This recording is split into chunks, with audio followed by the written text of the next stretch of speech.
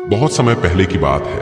एक छोटे से नगर में एक बहुत ही धनी सेठ रहा करता था। उस धनी सेठ के पास कहने को सब कुछ था, किसी चीज की कोई कमी नहीं थी। उसने अपने जीवन में बहुत बड़े बड़े मुकाम हासिल किए थे। उसने अपने जीवन में बहुत सारी सफलताएं प्राप्त की थी।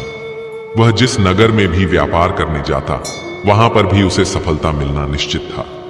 वह अपने जीवन में कभी भी हारा नहीं था। उसका व्यापार भी खूब जोरों शोरों से चल रहा था। उसके पिताजी ने उसे ऐसी 4 बातें बता रखी थीं, जिनका वह नियमित पालन किया करता था और उन्हीं बातों का अनुसरण करता था। उन्हीं बातों की वजह से उसका जीवन बड़ा ही सुखमय था। वह जीवन के हर क्षेत्र में सफल था।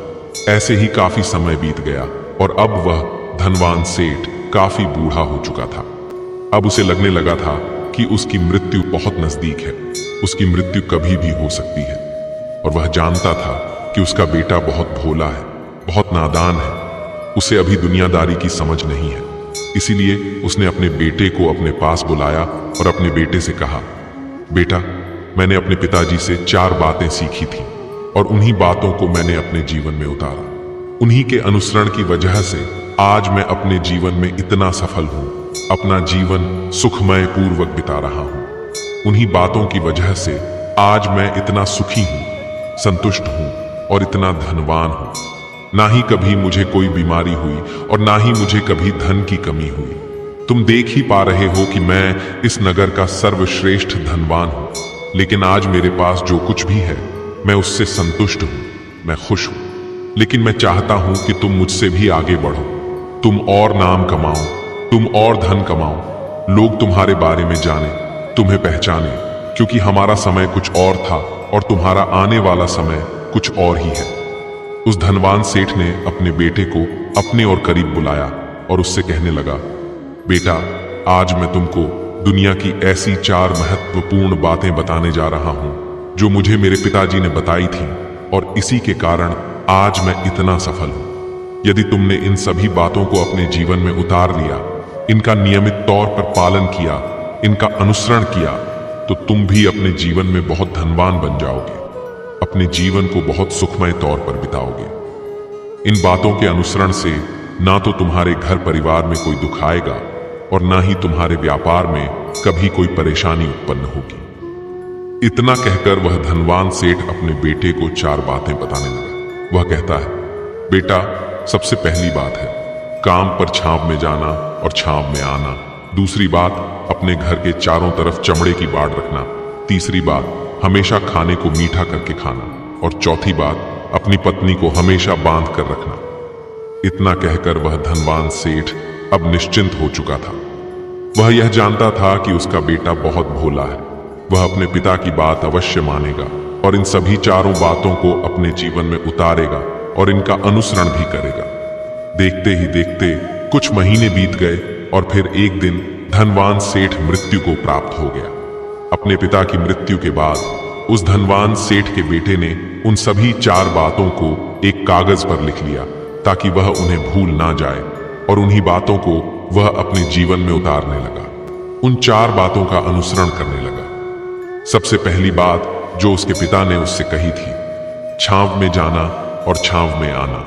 तो उसने अपने घर से लेकर अपनी दुकान तक पूरे रास्ते पर एक टेंट लगवा दिया, क्योंकि उसके पास पैसा तो बहुत था और उसे कोई रोकने वाला भी नहीं था। जब भी कोई उससे पूछता कि आखिर तुमने ऐसा क्यों किया, तो वह उसके जवाब में बस इतना ही कहता, मेरे पिताजी ने मुझसे ऐसा ही करने को कहा है।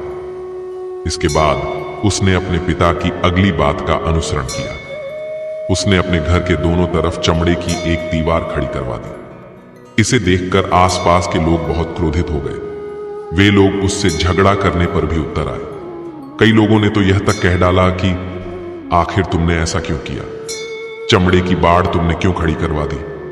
चमड़े से बहुत बदबू आती है और इससे हमें तकलीफ होती है, इसे आज ही निकलवा दो। लेकिन कोई उसका कुछ भी ना बिगाड़ सका, क्योंकि उसके पास बहुत पैसा था। इसलिए कोई भी व्यक्ति उसका ज्यादा समय तक विरोध ना कर सका। और उसने भी मन बना लिया था कि वह अपने पिता की सभी बातों को पूरे दिल से मानेगा। उसके पिता ने उसे तीसरी बात कही थी, खाने को मीठा करके खाना। जिस कारण वह अपनी पत्नी से हर रोज खाने में कुछ मीठा ही बनवाता था। कभी सेवियां, कभी हलवा, तो कभी मिठाइयां। हमेशा यही सब खाता रहता और उसके पिता ने उसे चौथी बात कही थी, अपनी पत्नी को हमेशा बांध कर रखना, जिस कारण वह हर रोज अपनी पत्नी को रस्सी से बांध कर रखता था। ऐसे ही कई दिन बीत गए और देखते ही देखते अब वह सेठ के बेटे का जीवन धीरे धीरे बर्बाद होने लगा था, क्योंकि उसने अपने पिता की सभी बातों का गलत मतलब निकाला था और वह उसी के अनुसार उनका पालन कर रहा था। देखते देखते उसका उतना बड़ा व्यापार अब ठप होने लगा था। उसके यहां पर ग्राहकों की संख्या कम होने लगी थी, क्योंकि जब उसका मन करता तब वह दुकान जाया करता था और जब उसका मन करता तो वह दुकान से वापस घर लौट आता था। उसका अपने पिताजी के इस कारोबार में मन नहीं लगता था, इस कारण उसके सारे ग्राहक अब उससे नाराज होने लगे थे। उसके सारे ग्राहक अब एक एक करके उस दुकान को छोड़ते चले जा रहे थे। इस तरह उसका पूरा व्यापार अब ठप हो चुका था। जिस व्यापार को खड़ा करने में उसके पिताजी ने खून पसीना एक कर दिया था, उस व्यापार को उसने कुछ ही महीनों में पूरी तरह से बर्बाद कर दिया था। अब उसका धंधा बहुत कम हो चुका था, जिस कारण वह बहुत परेशान रहता था, वह बहुत चिंतित रहता था। इसके साथ ही उसने अपने घर के चारों तरफ चमड़े की दीवार खड़ी करवाई थी। उस कारण आसपास बहुत गंदी बदबू फैल चुकी थी, इसलिए जो भी उसके आसपास रहते थे उन सभी ने वह घर छोड़कर कहीं और अपना बसेरा बसा लिया। चमड़े की बदबू के कारण अब उसके घर में भी कोई नहीं आता था। यहां तक कि उसके मित्र और रिश्तेदार भी उस घर में आने से कतराते थे। लेकिन अब भी उसे समझ नहीं आ रहा था कि आखिर यह सब हो क्यों रहा है। वह बहुत परेशान रहने लगा था और वह हमेशा मीठा भोजन किया करता था, जिस कारण उसका वजन बहुत ज्यादा बढ़ चुका था। इस मोटापे के कारण उसके शरीर में न जाने कितनी सारी बीमारियों ने अपना घर बना लिया था। आए दिन उसके घर पर वेद आने लगे थे। इन्हीं कारणों से अब उसका पैसा भी इन चीजों में बर्बाद होने लगा था। और अपने पिता की चौथी बात उसने मानी थी, वह थी अपनी पत्नी को बांध कर रखना, जिसकी वजह से उसकी पत्नी उससे नाराज हो गई और वह घर छोड़कर अपने मायके लौट गई। उसने अपनी पत्नी को मनाने की कोशिश की, तरह तरह के उपाय किए, लेकिन उसकी पत्नी नहीं मानी। और वैसे भी कोई भी स्त्री ऐसे मर्द के साथ क्यों रहना चाहेगी जो उसे बेवजह ही बांध कर रखता हो। देखते देखते अब वह सेठ के बेटे का पूरा जीवन बर्बाद हो चुका था। ना तो अब उसके पास व्यापार बचा था, ना ही धन, ना ही उसकी पत्नी और ना ही वह रिश्तेदार जो पैसों के लिए उसके आसपास घूमा करते थे। और तो और अब उसका स्वास्थ्य भी ठीक नहीं रहता था, जिस कारण वह बहुत चिंतित रहने लगा था, बहुत परेशान रहने लगा था। उसे यह सब समझ ही नहीं आ रहा था कि क्या हो रहा है और क्यों हो रहा है। इन सभी बातों को लेकर वह बहुत परेशान रहता और वह मन ही मन अपने पिताजी को कोसा करता और कहता, पिताजी, आपने तो मेरा पूरा जीवन बर्बाद कर दिया। आपकी उन 4 बातों के कारण आज मुझसे मेरा सब कुछ छिन चुका है।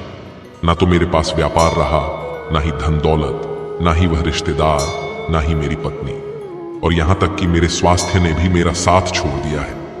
आप ही के कारण आज मेरा पूरा जीवन बर्बाद हो चुका है।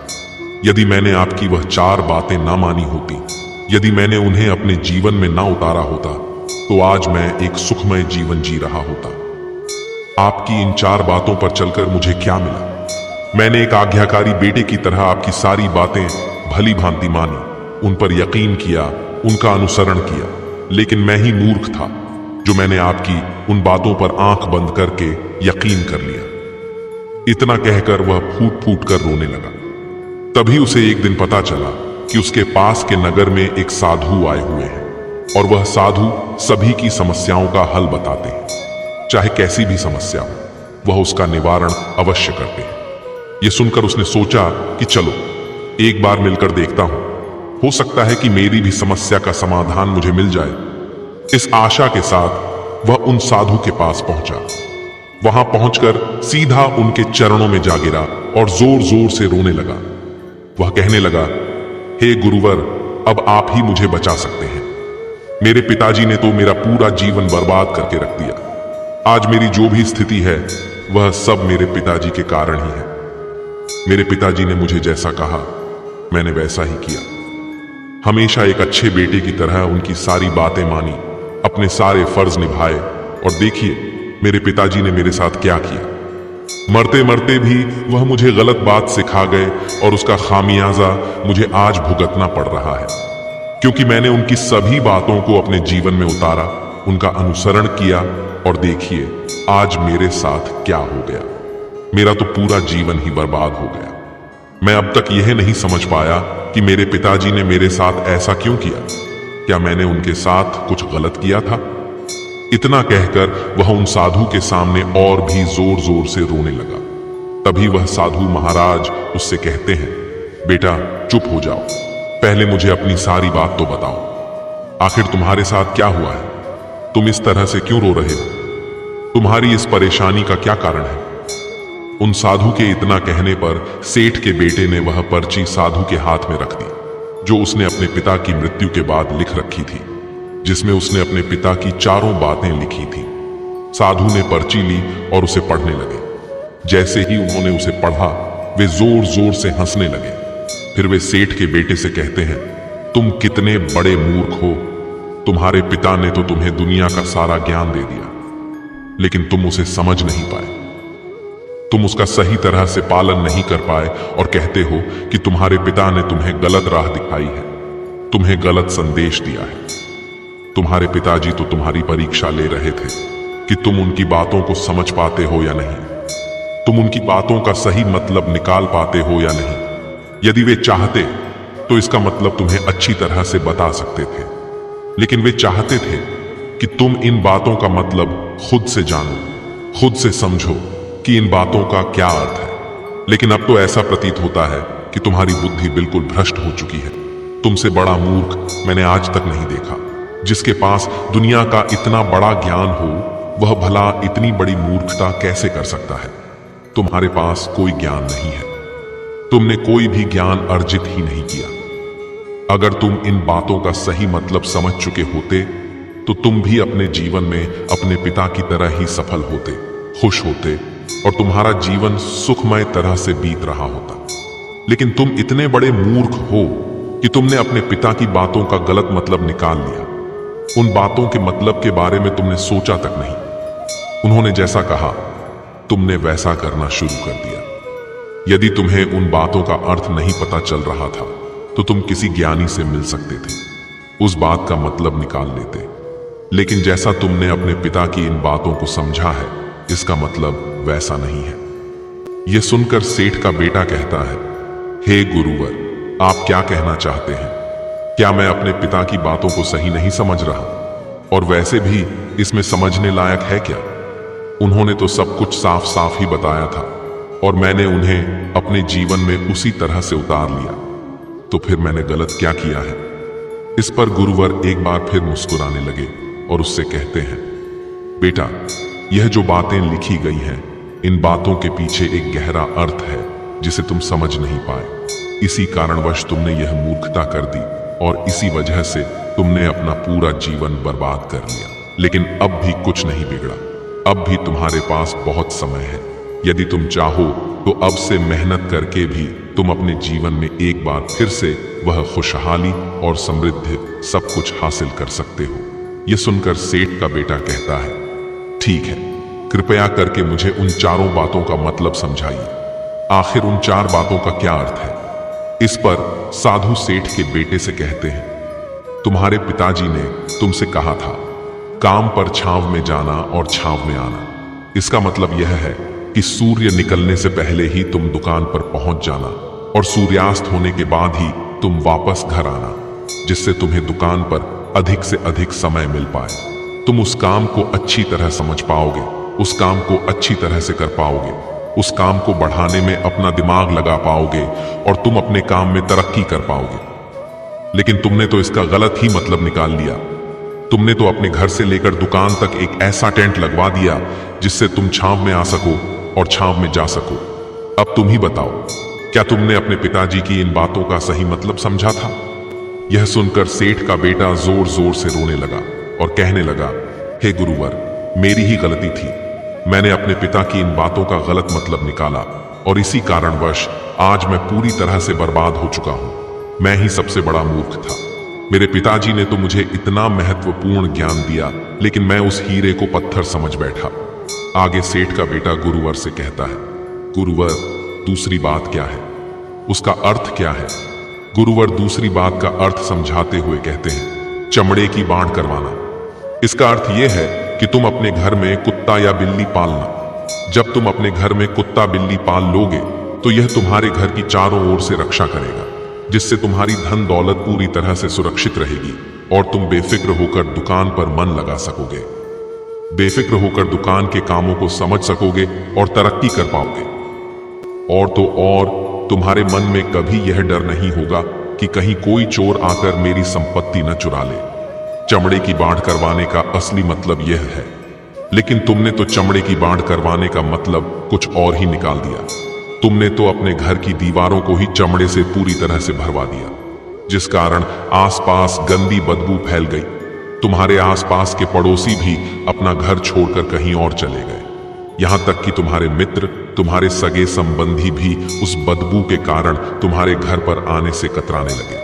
और अब हालत यह हो चुके है कि ना तो तुम्हारे घर पर कोई आता है और ना ही कोई जाता है। और इसी कारणवश लोग तुम्हें नापसंद करने लगे और तुम्हारी बर्बादी का यह भी कारण है। आगे सेठ का बेटा कहता है, हे गुरुवर, यह सब तो ठीक है, लेकिन यह खाने को मीठा करके खाना, इसका क्या? मैंने इसका भी अर्थ गलत निकाला है क्या? मैंने तो अपने पिता की बातों के कहे अनुसार ही हर रोज मीठा खाया और आज देखिए मेरा शरीर कितना वजनदार हो चुका है, जिस कारण मुझे अनेक प्रकार की बीमारियों ने घेर रखा है। क्या मैं इस बात को भी गलत समझ रहा था? इस पर साधु उस सेठ के बेटे से कहते हैं, हां, तुमने इस बात का भी गलत मतलब ही निकाला है। मीठा करके खाने का अर्थ यह है कि जब भी तुम्हें भूख तेजी से लगे तभी तुम्हें भोजन करना है, ना उसके पहले और ना उसके बाद। अन्यथा यदि तुम्हें भूख ना लगी होगी और तुम्हें भोजन मिल जाए तो तुम उस भोजन की कभी कदर नहीं करोगे। वह रोटी तुम्हें कभी मीठी नहीं लगेगी, फिर चाहे वह भोजन कितना भी स्वादिष्ट क्यों ना हो, चाहे भोजन कितना भी लाजवाब क्यों ना हो, तुम उसकी कदर कभी नहीं कर पाओगे, तुम उसका सम्मान कभी नहीं कर पाओगे। किंतु जब एक व्यक्ति को जोरों की भूख लगी होती है तो उसके सामने यदि तुम सूखी रोटी भी रख दो तो भी वह उसके लिए किसी पंचामृत से कम नहीं है। वह उसे प्रेम पूर्वक खाता है, उसका आदर करता है, उसका सम्मान करता है और वह रोटी उसे मीठी लगती है। इसी कारण तुम्हारे पिताजी ने यह कहा था कि भोजन मीठा करके खाना, जिससे तुम्हारा स्वास्थ्य भी अच्छा रहेगा। क्योंकि जब एक व्यक्ति को भूख लगी होती है और उस समय पर जब वह भोजन करता है तो वह उसके लिए अमृत समान होता है। वहीं जब किसी व्यक्ति को भूख न लगी हो और ऐसे समय पर वह भोजन करता है तो वह उसके लिए विष समान है। यह उसे बहुत नुकसान पहुंचा सकता है। लेकिन तुमने तो इसका भी गलत मतलब निकाला। तुम हर रोज मीठा खाने लगे, जिस कारण तुम्हारा वजन बढ़ने लगा। इसी वजह से तुम्हारे शरीर में अनेक रोग ने अपना घर बना लिया और यह तुम्हें मृत्यु के करीब ले जा रहा था। इसलिए आज से जब भी तुम्हें जोर की भूख लगे तभी भोजन करना तुम्हारे लिए अत्यधिक फायदेमंद होगा और तुम्हारे शरीर को हमेशा निरोगी बनाने में मदद करेगा। जब तुम्हें भूख ना लगी हो ऐसे समय पर कभी भोजन मत करना, यह तुम्हारे लिए बहुत नुकसानदायक साबित होगा। यही तुम्हारी तीसरी गलती थी, जिसके कारण तुम्हारा पूरा जीवन बर्बाद हो रहा था। आगे सेठ का बेटा कहता है, चौथी बात तो बिल्कुल साफ लिखी गई है, अपनी पत्नी को हमेशा बांध कर रखना। तो इसका अर्थ भी कुछ और है क्या? मैंने इसका भी गलत मतलब निकाला है। इस पर साधु कहते हैं, हां बेटा, अपनी पत्नी को बांध कर रखने का अर्थ यह नहीं है कि तुम उसे रोज रस्सी से बांध कर रखो। इसका अर्थ तो यह है कि जब भी तुम दोनों के बीच कोई आपसी मतभेद हो जाए, कुछ नोकझोंक हो जाए, तो तुम अपनी पत्नी पर हाथ मत उठाना। जब तक एक स्त्री का पति उसके साथ रिश्ते में बंधा होता है, तब तक वह स्त्री भी उस रिश्ते में बंधी रहती है और उसे निभाने का हर मुमकिन प्रयास करती है। ऐसे समय पर यदि तुम्हारे बीच कुछ नोकझोंक हो जाए, कुछ गलतियां हो जाएं और तुम उस स्त्री का हाथ नहीं छोड़ते, तो वह तुम्हें कभी नहीं छोड़ेगी।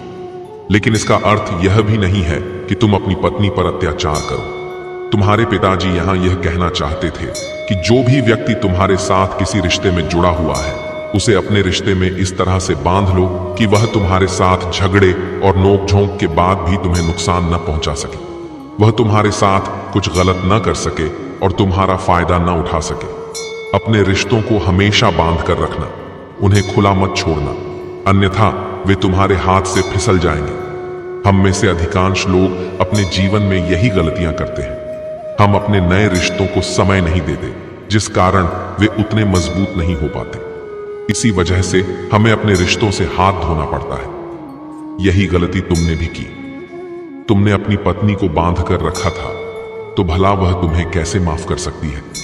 यही कारण है कि वह तुम्हें छोड़कर चली गई। तुमने जो अपनी पत्नी के साथ किया वह माफी के लायक नहीं है। साधु आगे कहते हैं, तुम्हें अपनी पत्नी से माफी मांगनी चाहिए, क्योंकि तुमने गलत किया है। इसीलिए जाओ और अपनी पत्नी से माफी मांगो, उसे वापस घर लाओ। यही वह 4 बातें थीं जिन्हें तुम्हारे पिता ने समझाने का प्रयास किया था, लेकिन तुमने इन सभी बातों का गलत मतलब निकाला। इसी कारण तुम पूरी तरह से बर्बाद हो गए। किंतु अभी भी तुम्हारे पास बहुत समय है। यदि तुम इन सभी बातों का सही से अनुसरण करते हो तो अपने जीवन में एक बार फिर से सब कुछ हासिल कर सकते हो जो तुमने खोया है। ये सारी बातें हमारे जीवन की पूरी परेशानियों का समाधान है। अगर तुम कामयाब होना चाहते हो तो तुम्हें मेहनत करनी होगी। सूर्य निकलने से पहले घर से निकलना होगा और सूर्य के ढलने के बाद ही घर वापस लौटना होगा, ताकि धन दौलत को कोई तुमसे छीन न ले। तुम्हें अपने रिश्तों को इस तरह से बांधना होगा कि वे तुम्हें परेशान न करें, तुम्हें तकलीफ न पहुंचाएं और तुम्हारा फायदा न उठाएं। हमेशा एक अच्छा और स्वस्थ भोजन करना। जब तुम्हें भूख लगी हो तभी भोजन का सेवन करना, ताकि जो भी सांसें मिली हैं उन्हें खुशी खुशी जी सको। अपने रिश्तों को हमेशा बांध कर रखना, उन्हें खुला मत छोड़ना, अन्यथा वे तुम्हारे हाथ से फिसल जाएंगे। अपने घर में अवश्य ही कुत्ते या बिल्ली को पालना, ताकि तुम्हारा धन हमेशा सुरक्षित रहे। इन सभी बातों का अपने जीवन में अनुसरण करने के बाद तुम अपने जीवन में सब कुछ फिर से पा सकते हो। जो तुमने आज तक खोया है उससे अधिक भी उन्नति कर सकते हो, इससे अधिक समृद्धि पा सकते हो और अपने जीवन को खुशहाल और सुखमय बना सकते हो। इतना कहकर वह साधु शांत हो गए। सेठ का बेटा भी अपनी सभी गलतियों को समझ चुका था। उसने गुरु को प्रणाम किया और वापस अपने घर लौट गया। उसने उन सभी 4 बातों को अपने जीवन में उतारा और उनका सही सही अनुसरण किया। इसके बाद उसके जीवन में सकारात्मक प्रभाव दिखने लगे। वह एक बार फिर से अपने व्यापार को खड़ा करने में सफल रहा। वह अपनी पत्नी को घर लाने में भी सफल रहा। देखते ही देखते उसका जीवन सुखमय और आनंदमय हो गया। दोस्तों, यह कहानी हमें एक गहरा संदेश देती है कि चुनौतियों का सामना करने से ही असली जीत मिलती है। सफलता केवल मंजिल तक पहुंचने का नाम नहीं है, बल्कि उस रास्ते को ईमानदारी, समर्पण और प्रेम के साथ तय करने का नाम है। हर कठिनाई एक शिक्षक है जो हमें मजबूती और साहस का पाठ पढ़ाती है। अंततः जीवन का असली अर्थ यह नहीं है कि आपने क्या पाया, बल्कि यह है कि आपने अपने आसपास कितने लोगों का जीवन रोशन किया।